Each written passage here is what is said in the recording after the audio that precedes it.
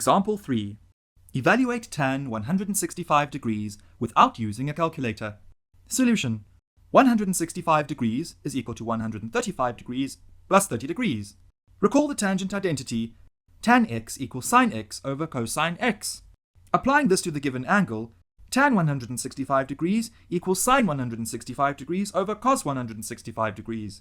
We now need only the values of sine 165 degrees and cos 165 degrees to evaluate tan 165 degrees. We have already evaluated the value of cos 165 degrees to be negative root 3 minus 1 all over 2 root 2 in the previous example. Let us evaluate the value of sine 165 degrees using the compound angle identity for sine.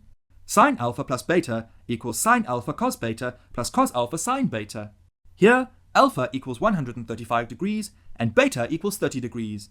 Therefore, sine 135 degrees plus 30 degrees equals sine 135 degrees cos 30 degrees plus cos 135 degrees sine 30 degrees. From special angles and reduction formulae, we know, substituting in the expression for sine 165 degrees, we get, taking the LCM, we get. Thus, the value of sine 165 degrees is root 3 minus 1 all over 2 root 2.